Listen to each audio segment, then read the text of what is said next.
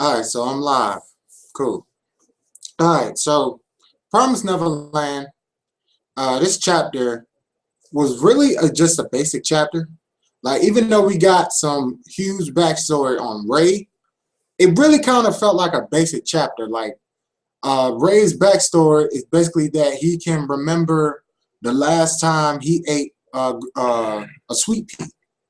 Like, that's what it is. I know I'm making light of it, but Ray has a really good memory. He's one of those smart people that has photographic memory. He's one of those guys. Like, and while I was reading this chapter, and when he was telling not Gilda, but Emma and Norman about, hey, do you remember anything when you was real little? And they was like, nah. And I was trying to remember stuff when I was really little too, and I can't remember stuff when I was really little. The earliest memory I have is probably, now I'm going to think about this a little bit, because some of my memories, I don't know which one happened before which, but they are really early memories. It's probably, man, my earliest memory probably is when I first saw, like, the first Chucky. No, before that, my earliest memory is me and my brother playing this hockey game on the Nintendo 64. That's my earliest memory, man. Like, for 64, we was playing this hockey game on Nintendo 64, and we wasn't into hockey. All we wanted to do was play a sport that they actually let you fight, because we ain't really had no fighting games. Like, we didn't get Mortal Kombat on the Nintendo 64 until probably like a couple of months after that. That's when we got it on Nintendo 64, because back then we were broke as shit. We were so poor.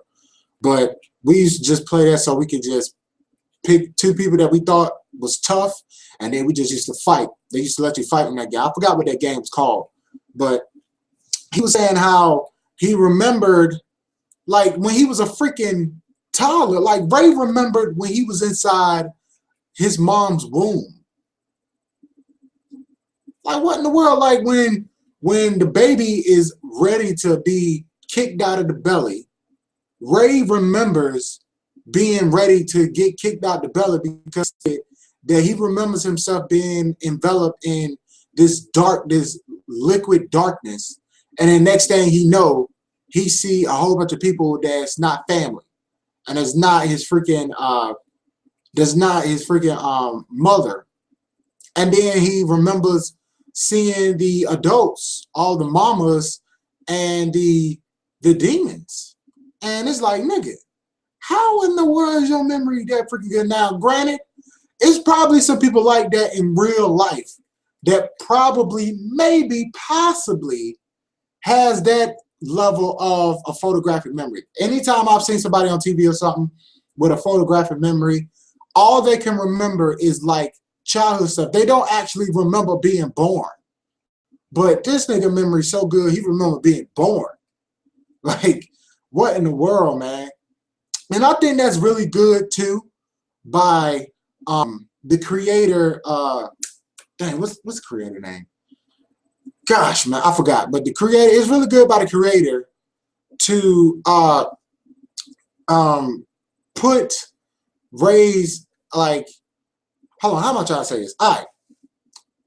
I think it's really good that the creator went this route instead of going a route that I thought was going to happen. Like, I thought Ray was going to be like, okay, I'm from the other world, or I've always known and stuff like that. Or, well, he did say he always known, but what I mean when I say I've always known is that he's always been in the loop of things. Like, not now. When he say he always known, he always had a hunch. He didn't really know. He's always had a hunch, and because he remembered it, but he didn't know if the memories were memories or dreams. Like, for real. Like, that's what I say when he says he's always known. But when I mean he's always known, I mean that he's been in the loop. meaning they've been telling him about what's been going on and what's going to happen to them the entire time. But that's not the case. Like, that's what I thought was going to happen when Ray actually told us how he always have known. But it's pretty good that the creator went in this route and telling us that Ray has a really photographic memory, sticking to the whole idea of these kids are really freaking genius smart. They super genius smart and stuff. That's really good, because Ray will be like an incredible genius if he would ever freaking go to like regular school and then like go to college or something, because regular school is just based off of memory. School is based off of memory. So if you got a photographic memory, you are going to be a super genius in your school. You're going to be the smartest person in your school, preferably in your freaking state. Then until you like test your smarts versus people in other things, you might become the smartest in the country or whatever, and then the world. But that's all right. That ain't got nothing to do with this freaking chapter and stuff. But yeah, man, like freaking Ray's really smart, can remember everything. And after he had told us what's going on with how he knows about all the demons and stuff like that, we transitioned over to them, like, about Ray telling Norman that, hey, we're going to survive, man. We're not going to let you die. We're going to survive. You're going to survive with us. And we're going to escape this all together, hand in hand. Lean on me. Then, after that, he was telling Norman and Emma about how he got Don and Gilda making new ropes out of some bed sheets, and how he already had this device that destroyed the trackers that put in his ear. Because he remember when they stuck the tracker in their ear. Like, he remember that. And over time, the gifts he was asking for from Mama, he used bits and pieces out of that gift, out of those gifts. Stuff like a PSP, an iPod, a camera, like little toys and stuff. And that got me thinking just then, how in the world did he find out, or how did he know that those specific pieces was in those toys and electronics? He must have been reading something, but I don't think they have books like that about those type of toys and electronics in their library. If they do, I'm mistaken, but I'm not sure how. But they did show a panel of freaking Ray reading, so possibly, but I don't know. And he gave that device to Norman. He said, hey, all you need to do is click that button on the side, hold it up to your ear. It'll destroy the tracker without mowing. And I don't know how in the world he created that. He created a freaking device that can destroy the tracker without Mama being alerted, because, well, now that I think about it, I just thought about it just then. I was about to go into this whole tangent about that, but I just thought about, well, Mama's device doesn't actually show like which person is where. It just shows a person is over here. Like, that's all it shows. So if she ain't really looking and if she ain't really paying attention, she can just go, she would never know that somebody destroyed that tracker. That's how come she never found out that Ray destroyed his. Like, unless she looked at her tracking device when all of them are gathered around each other, like at dinner, when they're outside playing or stuff like that, and then counted the number of kids that was out there, then counted the number of dots, that's probably the only way she would have known. But if she's never done that, then there's no way she can possibly know that, oh, snap, I had 18 dots up here. Now I got 12 dots. Like, there's no way she could have known if she doesn't count the dots daily when she's around the kids. So that's really good. But at the end of this chapter, it was going fine. Like, after Ray explained what's going on and holding hands and stuff, telling Norman it's going to be all right, I think it was Ray that was like narrating and talking. And he was like, the next Mama came in, and she told all the kids that Norman about to leave and stuff. And freaking all the kids was crying and stuff. They didn't want Norman to leave. And then The next morning came, the kids was playing with Norman, and then the narrator, who I think is Ray, so I'm gonna say it's Ray, just said, okay, we was just chilling outside, and then all of a sudden Norman disappeared, and then the freaking chapter ends like that. Now, my impression of the last panel of the chapter was, holy fuck. Okay, did Norman just get snatched up by them demons or any other mamas? Because Mama knows, Isabella knows, excuse me, Isabella knows that these niggas trying to make an escape. She already done put things in place to stop them from making that escape. So did she call ahead for a mama or a demon and get one of them to snatch up Norman? But here's the whole counter to my argument. But Emma and Ray was sitting under some tree, and they was like, don't worry, it's fine. Ray was like, don't worry, it's fine. Our plan will succeed. And then it said Norman just disappeared. So what I'm thinking is that it's either one of two things. Isabella already knew what they was going to do, and she just told, or like one of the mamas or one of the demons, to snatch Norman up when nobody looking. Or two, Norman put the plan in motion that him, Emma, and Ray came up with. He put that plan in motion. Now, let me tell you this. Oh, this ain't nothing but you know what this is. Don't for the grill. I got a candle lighting back there and stuff. So, yeah, that candle is like right there. It's lit. You can see it flickering. But that's besides the point. Now, I watched like reviews of these chapters, and he said something that was really, really good that I thought that he was trying to figure out himself.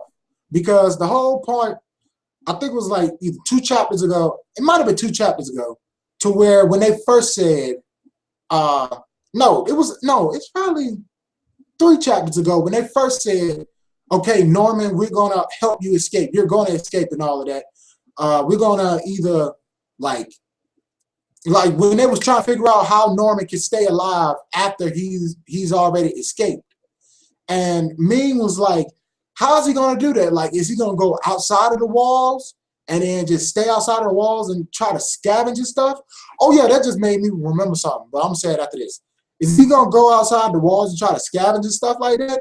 Or is he going to stay inside the walls and just hide out in the forest? Or is he going to stay in the house in some crack for the kids to feed him food? Because, number one, you can't go 3 days without drinking some water, and you can't go a week without eating some food. So they need to get him some water and some food somehow. He need to get those 2 essential things somehow. He doesn't have to move. He doesn't have to do anything to try to help Norman and Emma escape because they're already smart enough. They already got a plan. They already laid the plan out and all of that. So how in the world is this going to happen? Like, how's all this going to go down? Like, for real. So I'm just thinking, man, I think Norman's probably going to be in the forest. Now, I was previously thinking that maybe Norman might dig a hole or something like that, and then they might try to cover the hole up with like some leaves or some sticks, or he might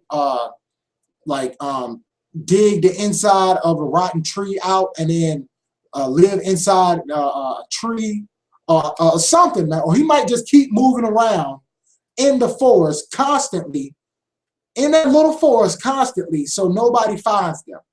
Because it's kind of like that forest that they got ain't that big, and it's not that deep, and it's not that many trees.